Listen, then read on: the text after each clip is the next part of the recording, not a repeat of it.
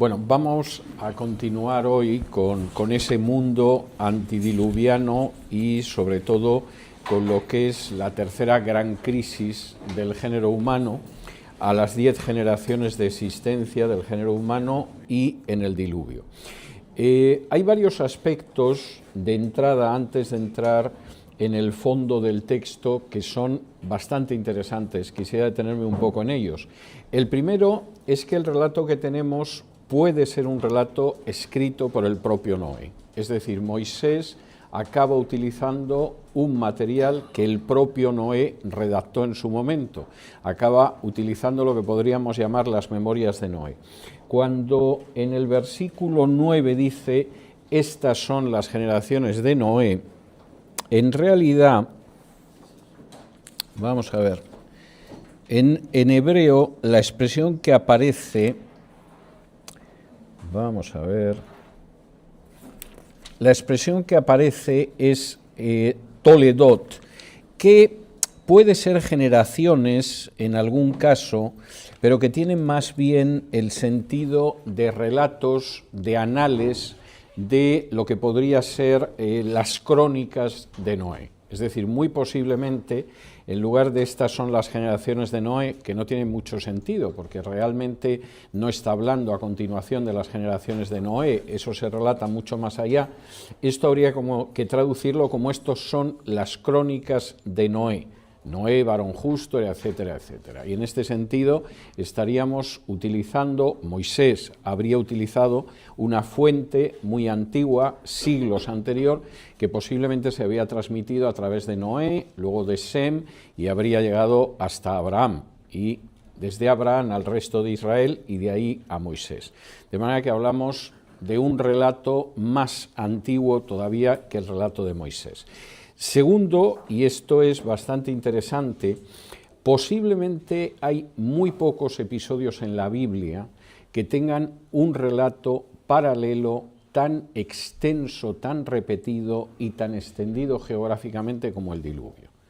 Es decir, hemos ido viendo, por ejemplo, cómo hay referencias a la creación del hombre a partir de la tierra, en relatos que van desde las tribus de Siberia hasta los indígenas de Sudamérica, pasando por África o por Extremo Oriente.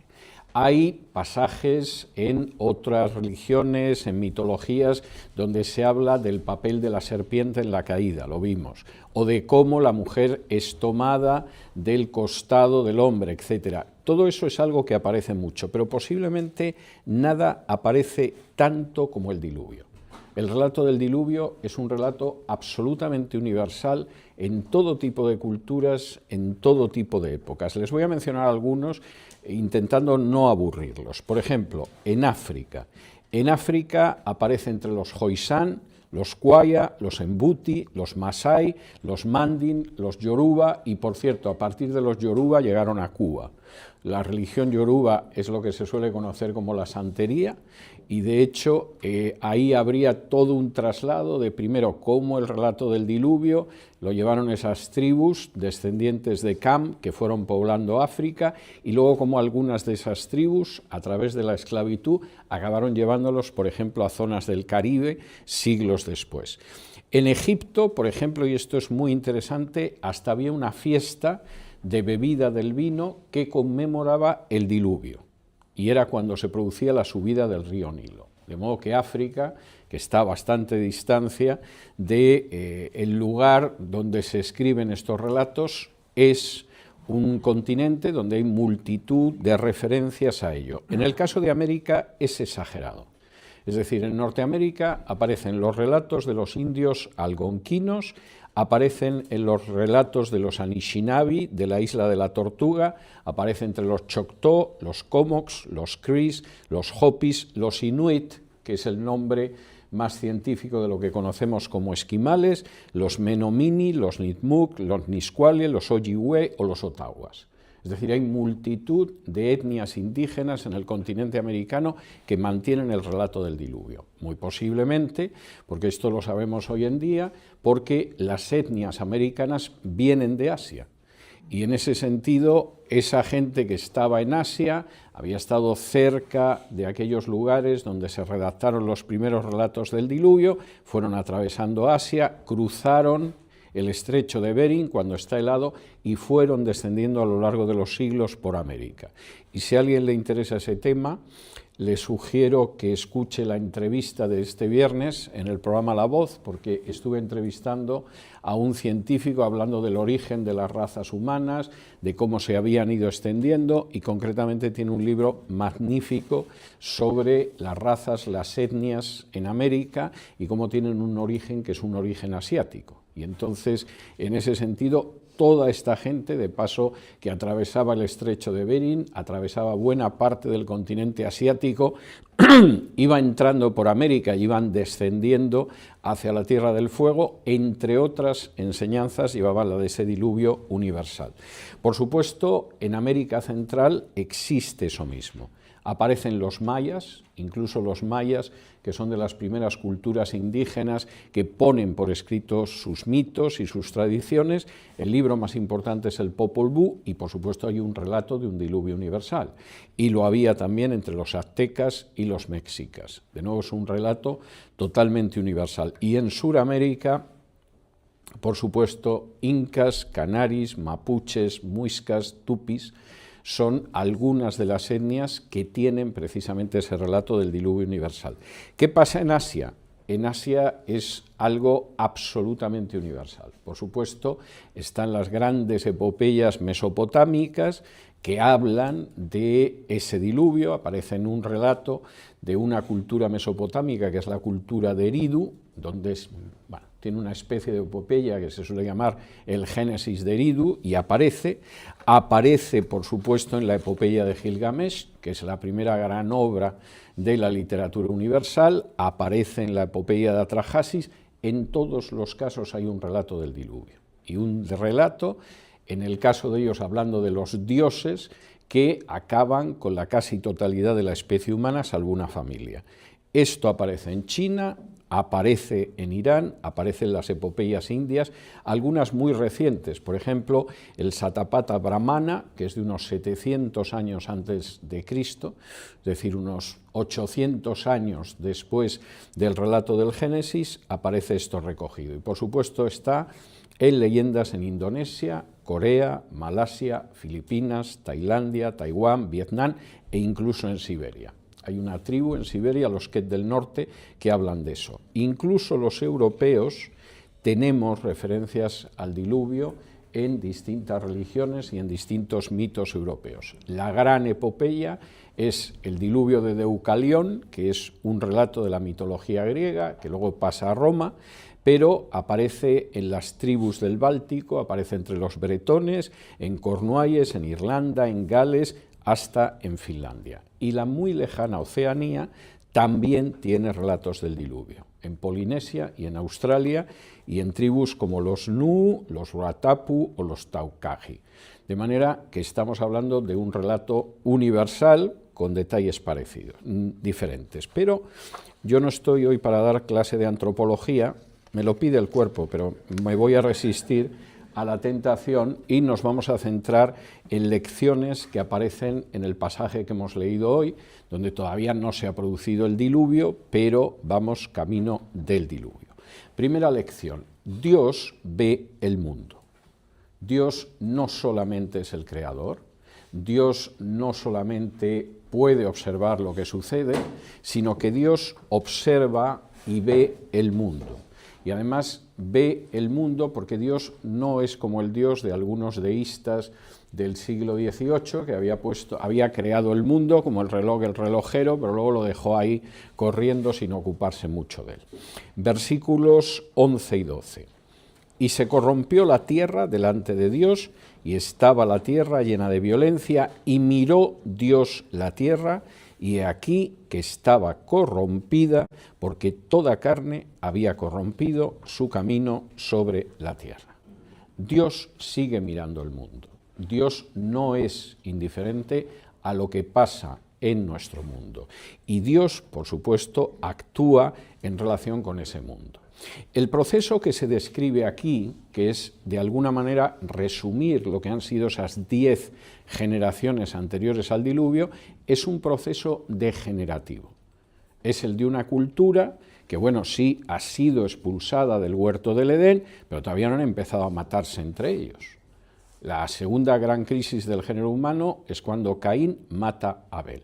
Y lo que viene después es una degeneración continua. Lamec, apenas unos años después, dice, no, esto de que aquí ojo por ojo, diente por diente, es excesivamente civilizado. Por una herida yo voy a matar, por un arañazo, una magulladura, voy a matar a una persona. Y desde luego por una herida a 7. Y desde luego, como haya muertes, 70 veces 7. El mundo se degenera, y se degenera de una manera progresiva. Y cuando de pronto se produce una degeneración del mundo, Dios juzga siempre. Versículo 13. Dijo pues Dios a Noé, he decidido el fin de todo ser, porque la tierra está llena de violencia a causa de ellos, y aquí que yo los destruiré con la tierra. Aquí hay una lección tremendamente importante que se suele pasar por alto y que sin embargo es una columna vertebral de las relaciones entre Dios y el género humano. Dios contempla las acciones de los seres humanos. Dios no es indiferente a las acciones de los seres humanos. Dios da la oportunidad de que efectivamente esos seres humanos cambien el rumbo en el que se encuentran. Pero si ese rumbo no cambia, si se va produciendo un proceso de corrupción creciente, Dios acaba juzgando y castigando a esa sociedad. Y esto es algo que se repite a lo largo de milenios, y siempre es un proceso. Si me acompañan ustedes al libro del profeta Ezequiel, que es un profeta que estudiaremos en su día, pero en el que nos vamos a detener ahora, porque aparece algo que es tremendamente importante.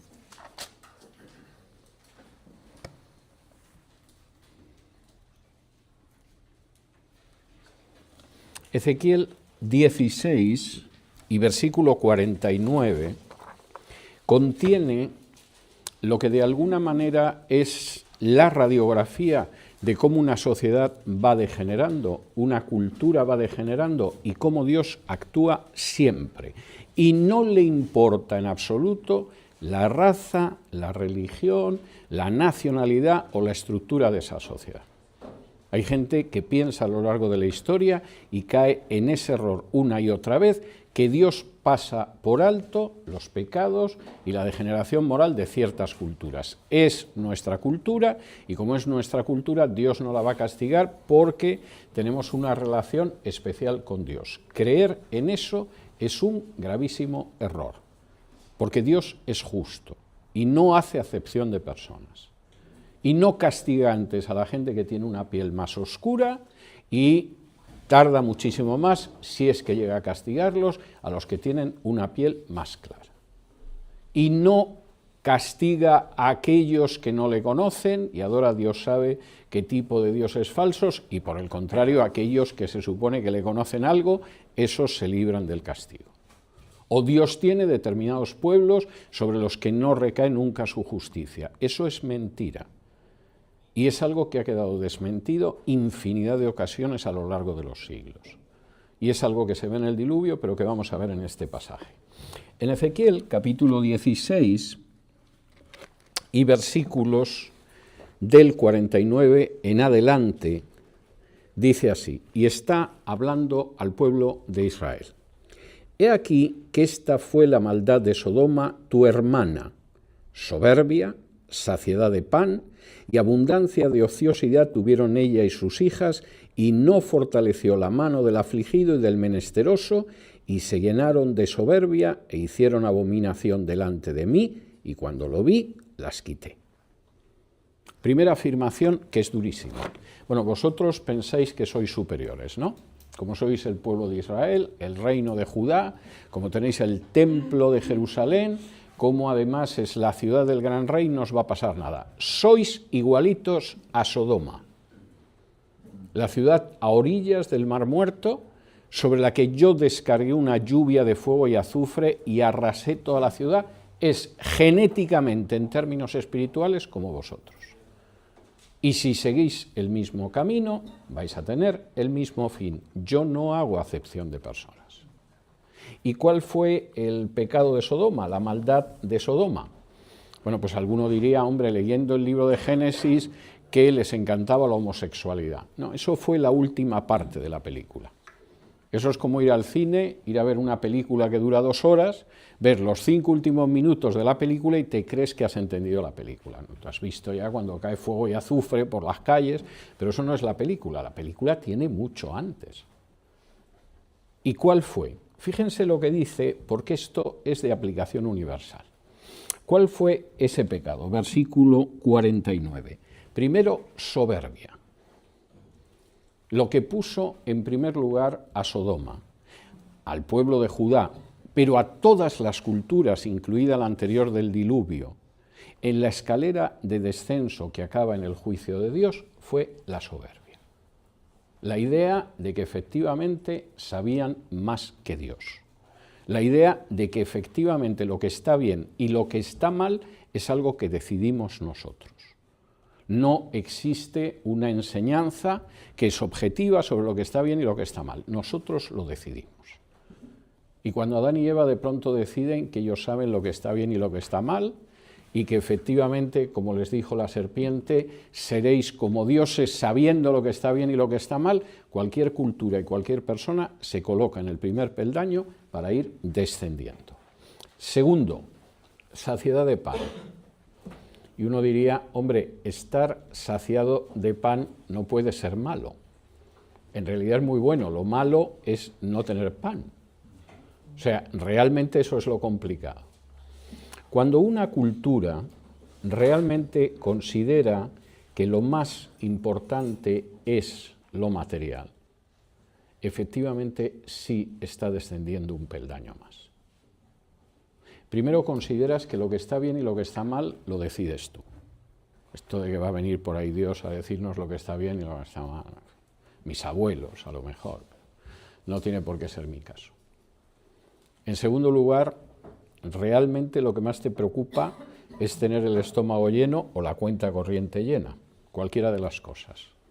Es el descenso de un peldaño más. Tercero, y este es tremendo, abundancia de ociosidad.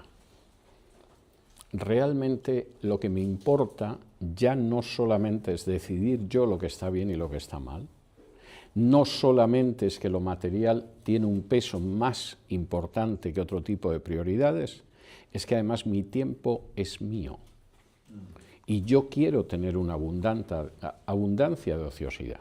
No quiero que esté entrando gente en mi vida que me quite tiempo. Como me decía una persona bastante inteligente hace muchos años, yo es que prefiero darles un billete de 1000 pesetas a que me quiten 10 minutos. Y mucha gente piensa de la misma manera. O sea, no me quiten tiempo, por favor no me hagan perder el tiempo. Necesita algo, tome $10, déselo a los niños, a los pobres, los huérfanos, los ciegos, lo que quiera, no me quite tiempo. Una cultura en la cual deciden ellos lo que está bien y lo que está mal, en la que de pronto lo material es prioritario, no mi vida de familia, no mi relación con Dios, no mi relación con mis semejantes, sino lo material, es una cultura que va descendiendo. Ha empezado el camino de la depravación espiritual, aunque estén totalmente convencidos de lo contrario.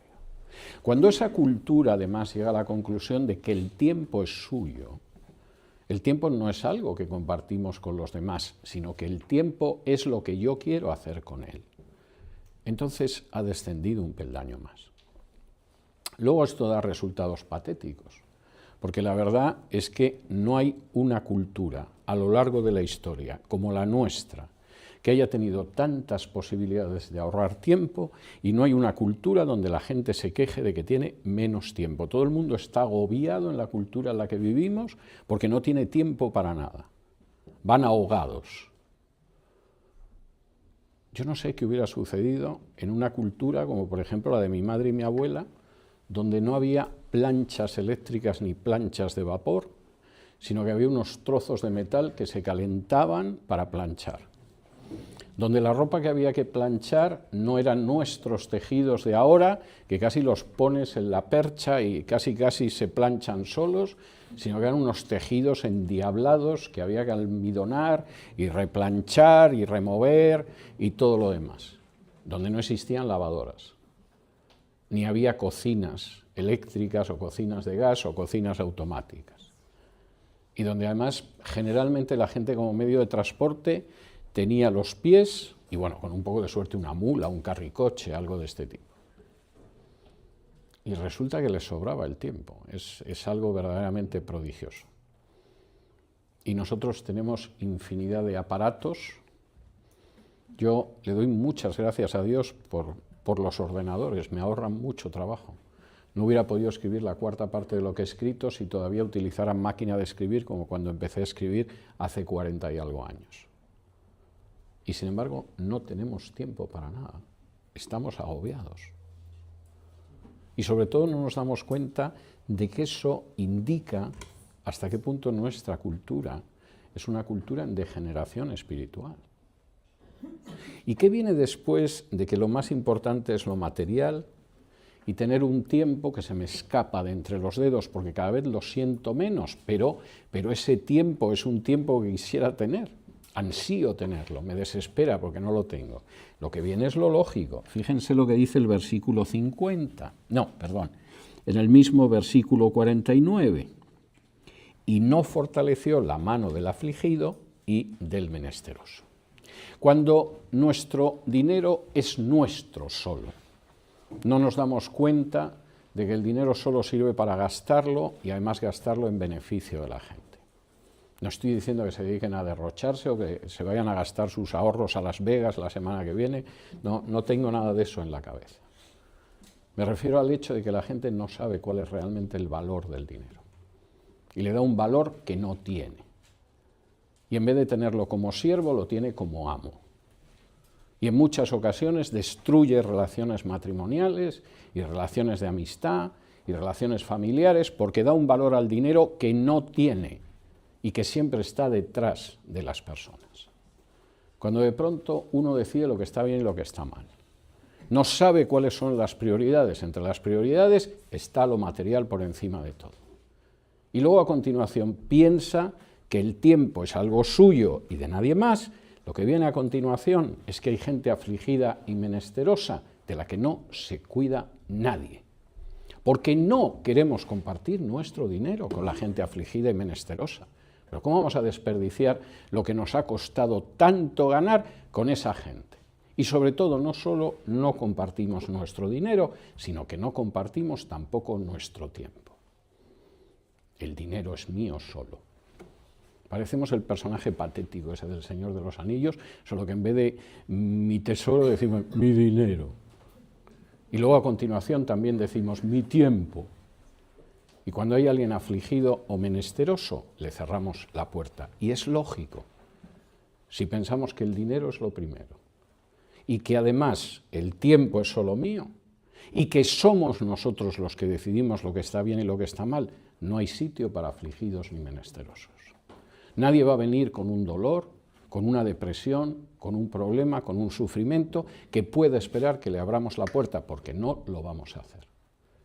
Y cuando la sociedad llega a ese punto, ha descendido un punto más. ¿Y qué pasa después de eso? Versículo 50. Se llenaron de soberbia. Ya no solamente es la soberbia inicial que te dice que tú decides lo que está bien y lo que está mal. No, es que ya rebosamos soberbia. Convertimos en sagrado lo que solamente son fases de degeneración y de corrupción espiritual. El ser egoísta está bien. Hay formas de cultura social que son el canto al egoísmo más miserable y encima se presenta como que es lo mejor que se puede ser. Y después de llenarse de soberbia, ¿qué viene? La abominación. La palabra que aparece aquí, traducida como abominación, es la palabra hebrea toeva. Toeva significa literalmente los pecados que son contra la naturaleza. Hay pecados que son pecados y pueden ser graves, pero no son contra la naturaleza. Si tú entras en casa del vecino y ves que tiene una joya encima de la mesa y deseas robársela y se la robas, es un pecado, pero no es antinatural. Has visto algo atractivo, hermoso, y lo que has decidido es que te quedas con ello. Está mal, pero no hay nada antinatural en que encuentres algo hermoso y quieres que sea tuyo. Si en un momento determinado alguien comete adulterio, es un pecado grave, pero no es antinatural. Es que hay mujeres muy guapas.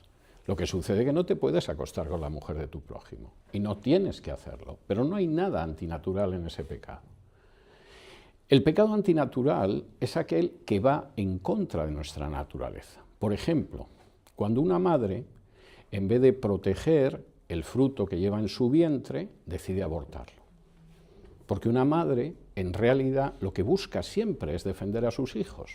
Hay madres que se ponen, no como madres, como leonas, cuando alguien se acerca a los hijos, y es lo natural. ¿Qué es lo natural?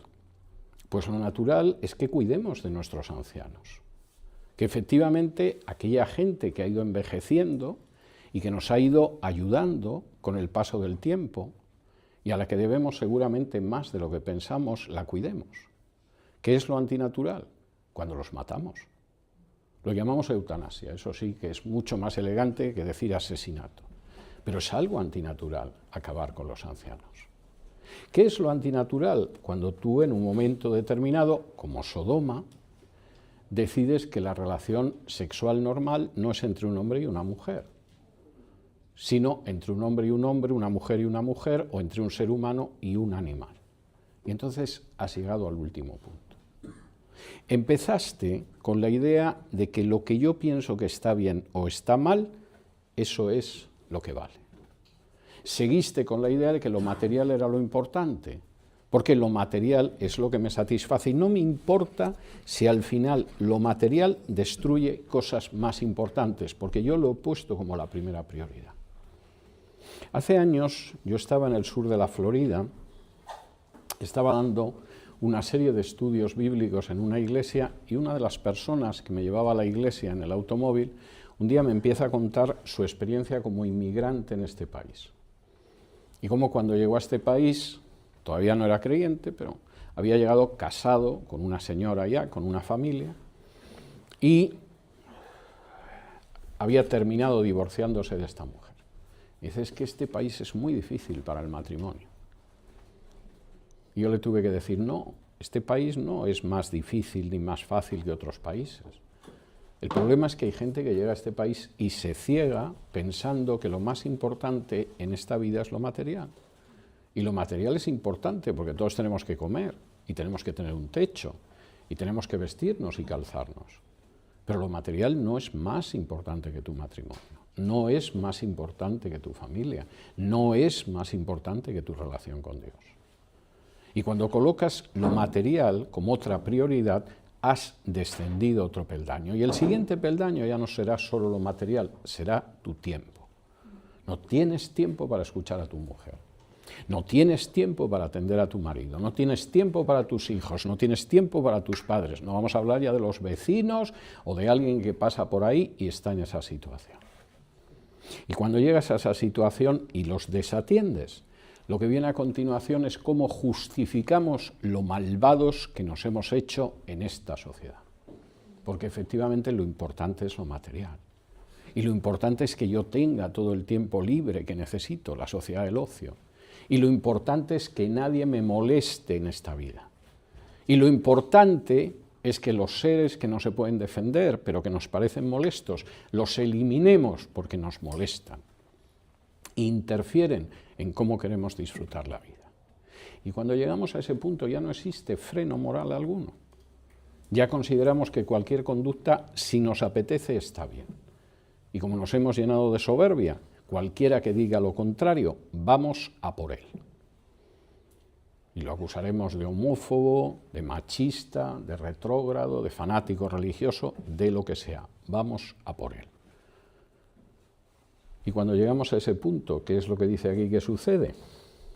Final del versículo 50. Cuando lo vi, las quité. Cuando Ezequiel está recibiendo este oráculo de Dios, Judá todavía no ha desaparecido. Está a esto de desaparecer.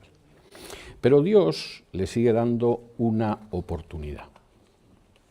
Y dice, mira, acuérdate de lo que pasó con Sodoma y Gomorra. Acuérdate lo que pasó. Acuérdate lo que pasó con el reino del norte de Israel. Hace más de medio siglo les advertí dónde estaban llegando. Ahí fueron profetas como Oseas y como Amós y como tantos otros. No hicieron caso y el reino de Israel desapareció. El reino de Judá va a desaparecer y va a desaparecer por esto. Y esta es una regla histórica. Y sucedió a 10 generaciones de la creación del ser humano y cuando se cumplían 10 generaciones antes del diluvio. La sociedad fue degenerando, estaba corrompida y Dios le dijo a Noé, versículo 13, he decidido el fin de todo ser porque la tierra está llena de violencia a causa de ellos y aquí yo los destruiré con la tierra. Tercero, incluso cuando hay juicios de Dios, Dios sigue queriendo la salvación del ser humano. Versículo 14. Mira, no, de aquí no va a quedar nada. Esta gente se ha corrompido, se ha podrido, se ha degenerado hasta los huesos. Y tengo que juzgar eso. Y aquí ha habido un proceso de putrefacción moral y yo no lo voy a consentir. Pero Dios siempre busca poner la salvación. Versículo 14. Hazte un arca de madera de gofer, harás aposentos en el arca y la calafatearás con brea por dentro y por fuera, y de esta manera la harás, de 300 codos la longitud del arca, de 50 codos su anchura y de 30 codos su altura. Una ventana harás al arca y la acabarás a 1 codo de elevación por la parte de arriba y pondrás la puerta del arca a su lado y le harás piso bajo, segundo y tercero, y aquí que yo traigo un diluvio de agua sobre la tierra para destruir toda carne en que haya espíritu de vida debajo del cielo, todo lo que hay en la tierra morirá. El juicio viene, pero hay gente que pasará a través de ese juicio. Noé, tú de entrada, vete haciendo un arca de madera. Algunos piensan en una especie de barco, etcétera, etcétera. Cuando dice arca, es un arca. Piensen en el arca que tenían sus abuelos en casa, porque es lo que hay. Es un arca. Vais a estar ahí dentro y la forma del arca es porque a pesar de que esto se va a llenar de agua, como no es una nave, no hay miedo de que zozobre, de que naufrague, de que se vaya a pique, porque va a aguantar. Y puede que todo lo que hay en la tierra muera, pero yo pongo un camino de salvación. Noé, tú y tu familia vais a pasar a través de todo eso. Y esto es algo que se repite también a lo largo de la historia. Cuando uno lee a los profetas, el mensaje que aparece es el mismo. Aquí no va a quedar piedra sobre piedra, dirá Jesús sobre Jerusalén y el templo. Aquí no va a quedar piedra sobre piedra, dirá Jeremías o Ezequiel hablando del reino de Judá, o Amós y Oseas hablando del reino de Israel. Pero Dios continúa siempre la historia a través de un grupo pequeño. Cuarto, Dios siempre mira al futuro y además mira a un futuro que es un futuro en una relación de pacto con Dios. Versículos del 18 en adelante. Mas estableceré mi pacto contigo y entrarás en el arca tú, tus hijos, tu mujer y las mujeres de tus hijos contigo. Y de todo lo que vive, de toda carne, 2 de cada especie meterás en el arca para que tengan vida contigo, macho y hembra serán. De las aves según su especie y de las bestias según su especie, de todo reptil de la tierra según su especie, 2 de cada especie entrarán contigo para que tengan vida, y toma contigo de todo alimento que se come y almacénalo y servirá de sustento para ti y para ellos. Siempre hay un futuro. Y Dios siempre quiere que haya un futuro. Hay películas de estas catastrofistas en que de pronto se produce un bombardeo nuclear, no queda absolutamente nada, quedan media docena de personajes en este pequeño planeta azul y al final van a acabar muriendo por los vientos huracanados que vienen después del bombardeo nuclear. No crean en nada de esa basura, es entretenida para pasar una tarde, pero no tiene nada que ver con el carácter de Dios ni con la manera en que ha actuado a lo largo de la historia. Incluso cuando la mayor catástrofe planetaria, que fue el diluvio, cayó sobre el ser humano, Dios tenía un plan de futuro. Y el plan de futuro, además, no solo es que vais a entrar en el arca una serie de especies, y tú, tus hijos, tu mujer y las mujeres de tus hijos, sino el pacto que voy a establecer contigo. Hablaremos de eso un domingo en los estudios de Génesis. Pero Dios quiere vivir en una relación de pacto con el ser humano. No el pacto que el ser humano establece con Dios, que esta es una teoría últimamente muy simpática, en virtud de la cual tú haces el pacto que quieres con Dios y como si te apuntaras a Verizon y te da teléfono, pues resulta que Dios te va a dar una serie de cosas en base al pacto que tú estableces. No hay nada en la Biblia que hable de eso. Y seguramente tendremos ocasión de verlo en los próximos meses. Pero en relación con el género humano, y todos descendemos de Noé, Dios es muy claro. Yo voy a establecer un pacto contigo, en mis términos. No tú establecerás un pacto, no tu familia y tú vais a dictar las condiciones del pacto. Yo estableceré mi pacto contigo. Me parece que es bien distinto, ¿eh? La idea de yo, Dios, voy a establecer mi pacto contigo, que la de tú vas a establecer tu pacto conmigo. En un caso es Dios el centro, yo estableceré mi pacto contigo. En el otro caso es el ser humano, que suele estar muy despistado, estableciendo el pacto que a él le supone que puede establecer. No hay nada más contrario a lo que enseña la Escritura, hay un futuro. Pero en ese futuro también nosotros tenemos que prever. Fíjense lo que dice el versículo 21. Y toma contigo de todo alimento que se come y almacénalo y servirá de sustento para ti y para ellos. Yo establezco el pacto contigo. Yo te digo que hay un futuro, por muy difícil que sean las cosas, pero por cierto, Noé, es importante que recuerdes que hay que comer todos los días. Y que efectivamente tienes que proveer y tienes que recoger ese alimento y tienes que almacenarlo y servirá de sustento para ti y para ellos. Es bastante notable. Quinto, y este es otro aspecto que me parece indispensable el poder recordarlo. Versículo 22, y lo hizo así Noé, hizo conforme a todo lo que Dios le mandó. Dios espera obediencia de nosotros. Es así de evidente. Mira, Dios juzga a lo largo de la historia. La manera en que Dios juzga a una sociedad siempre es la misma, siempre.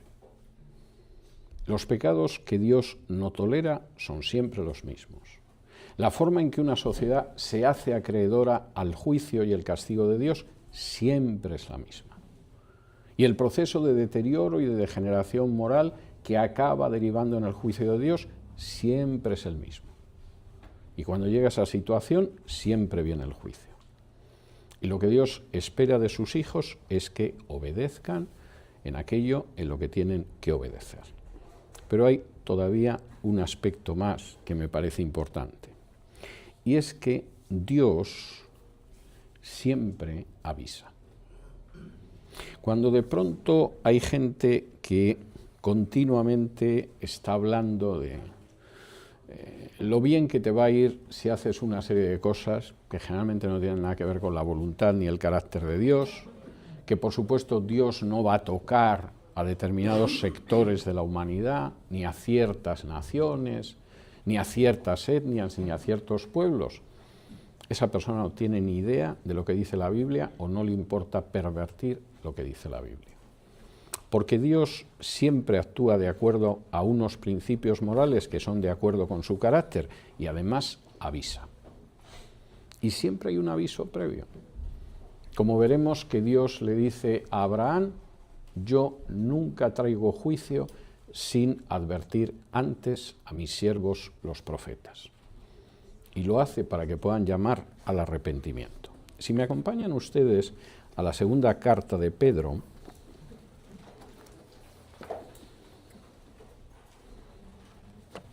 la segunda carta de Pedro, capítulo 2,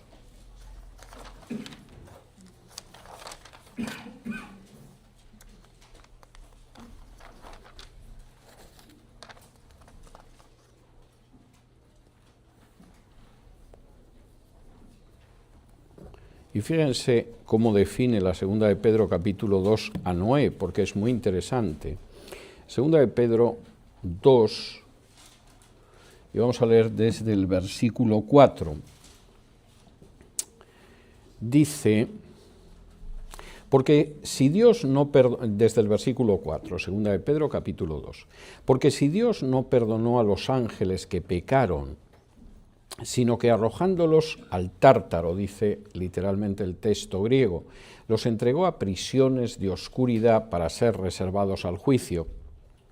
Y si no perdonó al mundo antiguo, sino que guardó a Noé, pregonero de justicia, con otras 7 personas trayendo el diluvio sobre el mundo de los impíos, y si condenó por destrucción a las ciudades de Sodoma y de Gomorra, reduciéndolas a cenizas y poniéndolas de ejemplo a los que habían de vivir impíamente, y libró al justo Lot, abrumado por la nefanda conducta de los malvados, porque este justo que moraba entre ellos afligía cada día su alma justa, viendo y oyendo los hechos inicuos de ellos, sabe el Señor librar de tentación a los piadosos y reservar a los injustos para ser castigados en el día del juicio.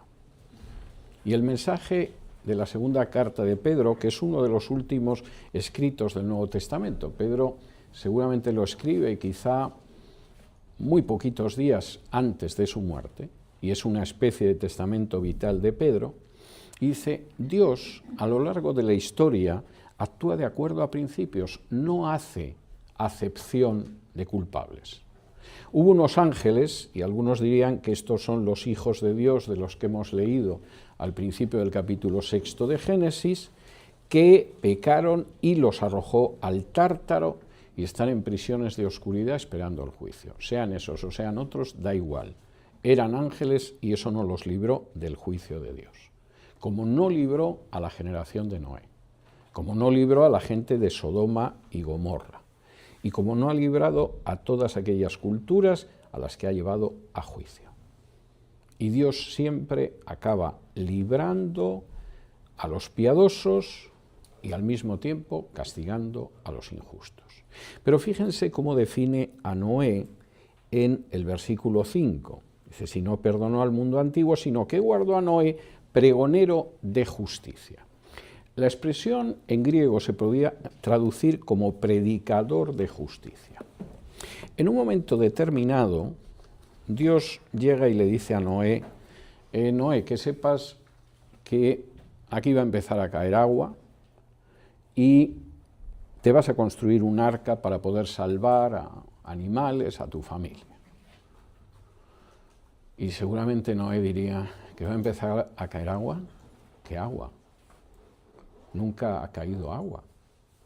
El libro de Génesis dice que nunca había llovido, que lo que subía era una neblina húmeda de la tierra y que eso permitía que la vegetación sobreviviera. Y Dios le dice, pues va a empezar a caer agua que no te lo imaginas. Bueno, va a caer tanta agua que si queréis sobrevivir tendrás que hacer un arca y entrar en ella. Bueno, Señor, si tú lo dices, yo me pongo ya a cortar árboles por aquí y hacer el arca, porque esto de que va a caer agua, porque tú lo dices, Señor, porque todo el mundo sabe que nunca ha caído agua, aquí hay una neblina que sube y mantiene la vegetación. Pero a continuación, Noé empieza a hablar a sus contemporáneos y a decirles, lleváis una vida muy injusta, habéis corrompido la tierra. 10 generaciones y cada generación es peor que la anterior. Dios va a traer un juicio, va a empezar a caer agua y lo va a inundar todo. Y los otros lo miran y dicen, pero este Noé que fuma últimamente, o sea, ¿qué es eso de que va a empezar a caer agua? ¿Pero cuándo ha caído agua del cielo? ¿Pero qué disparate es ese? Además está loco, ha empezado a cortar árboles y está haciendo ahí un cajón, ¿pero para qué? Si no hay quien viva dentro del cajón. Si estuviera haciendo una casa de madera, pues bueno, tendría un pase para él y para la familia, pues una cerca y los animalitos, no sé, unos árboles con un columpio, cualquier cosa, ¿no?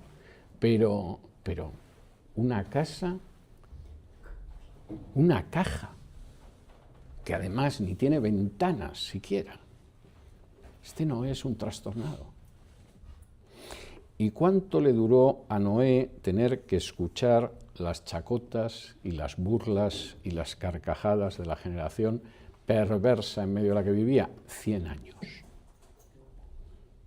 Ahora, es bastante desagradable cuando uno está diciendo algo y además eres consciente de que es grave y lo que recibes es la burla y la carcajada. Y de pronto le dices a un amigo, mira, no sigas bebiendo de esa manera porque vas a acabar muy mal. Y el amigo te dice, mira, yo voy a beber lo que quiera, ¿y tú qué sabes? Si tú no te has emborrachado en la vida, tú no sabes lo que es disfrutar de la existencia. Además, que eres tonto, hombre, eres tonto, si tú ni siquiera sabes lo que es una buena borrachera. O cuando le dices a un amigo, mira, no puedes seguir yendo con mujeres como vas, estás casado, tienes una familia, vas a acabar destruyendo tu familia. El día que se entere tu mujer, que se va a enterar antes o después, no solo es la cólera con que se va a poner, sino que la vas a destrozar. Déjame disfrutar de la vida. Si tú no tienes ni idea, si tú no has estado casado nunca, o has estado casado, pero nunca se te ha ocurrido ir con otra mujer, estás hablando de lo que no sabes. Y eso resulta desagradable y puede resultar hiriente. Ahora imagínenselo un siglo. Ahí viene el tonto del agua, ¡buah! Otra vez, pesado de no este. Además, diciendo unas cosas que todo el mundo sabe que es imposible, pero si no cae agua del cielo, hay una neblina que sube. Está diciendo el retrasado mental este. O sea, la raza debe estar degenerando, porque no hay nada más que ver que ha salido el Noé. Un siglo. Y Pedro dice, era verdaderamente un pregonero de justicia. No, estaba loco. No decía cosas absurdas. No estaba imaginando lo que era imposible. En realidad estaba realizando el diagnóstico justo y exacto de la sociedad en la que vivía. Y sabía que eso iba a acabar muy mal para esa sociedad. Y sin embargo, cuando Dios le dijo que empezara a hacer el arca y que se preparara y que iba a vivir en una relación de pacto con él, fue obediente durante ese tiempo. Noé, que seguramente escribió esta parte, se ve que no era muy dado a la introspección o a las memorias personales y no nos dice, como por ejemplo si cuenta Jeremías, y supongo que lo veremos un año de estos, que se deprimía mucho escuchando a esa gente. O no cuentan, como cuentan algunos de los salmistas, que realmente estoy hundido viendo la malvada que es la gente y cómo se burlan de mí. Esa es una experiencia que aparece en la Biblia en muchas ocasiones. Noé no dejó constancia. Seguramente pensó que no era muy importante como él se sentía. Y que lo importante realmente era obedecer lo que le había dicho el Señor. Porque esa iba a ser su salvación. Iba a ser la salvación de su familia.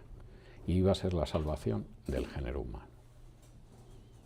Y deberíamos quizá reflexionar en que el hecho de que nosotros obedezcamos al Señor no solamente es en bien nuestro, es también en bien de nuestras familias, es en bien de nuestra sociedad y en muchas ocasiones en bien de todo el género humano.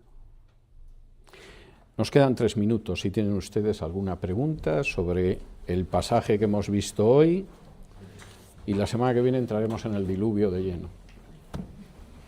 ¿Alguna pregunta?